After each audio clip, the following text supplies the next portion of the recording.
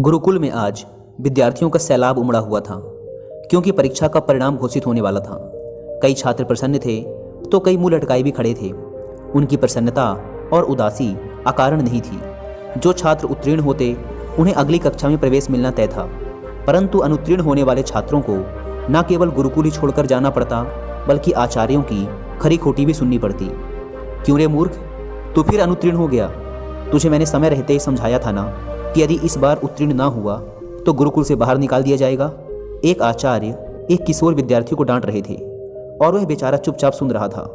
डरते डरते उसने गुरुकुल के प्रधान आचार्य से निवेदन किया, आचार्य देव, मैंने अपनी तरफ से तो पूर्ण प्रयास किया था, परंतु निर्बल स्मरण शक्ति के कारण मैं जो कुछ भी याद करता हूँ उसे थोड़ी देर बाद ही भूल जाता हूँ। कृपया मुझे एक अवसर और देने की कृपा करें। यदि तुझे कुछ स्मरण ही नहीं रहता तो फिर तू कैसे उत्तीर्ण हो पाएगा, और तेरे विद्या अध्ययन करने का भी क्या लाभ होगा? यदि देवता भी तुझ पर कृपा करें ना, तो भी तुझ जैसी जड़ बुद्धि को उत्तीर्ण नहीं करा सकते। आचार्य ने अपने इन तीव्र शब्दों के साथ वरदराज की खूब बुराई की और उस पर चिल्लाते हुए उसे गुरुकुल से बाहर निकल जाने के लिए कहा। कक्षा के सभी छात्र उस पर हंसने लगे। वह बेचारा भी अपना मुंह लटकाए बोझिल कदमों से वहां से निकल गया। अनेकों प्रश्न उसके मन में उथल पुथल मचाए हुए थे। कैसे वह अपने घर लौटेगा? माता पिता को जाकर क्या उत्तर देगा? जब लोगों को पता चलेगा कि उसे गुरुकुल से निकाल दिया गया है, तब वह कैसे उनका सामना कर पाएगा? वरदराज का हृदय बैठा जा रहा था।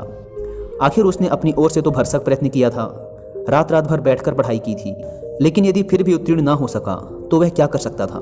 सवालों के भंवर में फंसा वह अब अपने गांव के पास ही आ पहुंचा था, पर क्योंकि धूप बहुत तेज हो चली थी, इसलिए उसने थोड़ा विश्राम करने का निश्चय किया। गर्मी की इस तपती दोपहर में सूरज की तेज रोशनी सबको जला रही थी, पर यहाँ भूख भी उसे बेहाल किए हुए थी। इसलिए पास के कुएं की जगत पर बैठकर ही उसने सत्तू खाने का निश्चय किया, जिसे वह गुरुकुल से लेकर चला था। कुएं पर कई लोग खड़े थे। प्यास के मारे सब बेहाल थे, इसलिए बार बार डेंगची कुएं में डालते और शीतल जल निकाल कर पीते। रस्सी के बार बार रगड़ने से कुएं के किनारे लगा पत्थर भी घिसने लग गया था। लोग जितना पानी निकालते, पत्थर उतना ही घिसता जाता। वरदराज चुपचाप बैठा यह सब देख रहा था। अचानक ही उसके मन में एक विचार आया। वह सोचने लगा, यदि केवल जूट की बनी एक रस्सी से कठोर पत्थर घिस सकता है, तो यदि मैं परिश्रम करूं तो क्या सफल नहीं हो सकता? आखिर दिमाग पत्थर से ज़्यादा कठोर तो है नहीं। वरदराज के मन में आशा की ज्योति जगमगा उठी। वह उठ खड़ा हुआ और तुरंत ही उसने निश्चय किया कि वह वापस गुरुकुल लौट जाएगा और फिर से अध्ययन आरंभ करेगा। वह घर के समीप आ गया था, पर घर न जाकर वापस गुरुकुल लौट आया। उसके साथी उसे देखकर आश्चर्यचकित थे।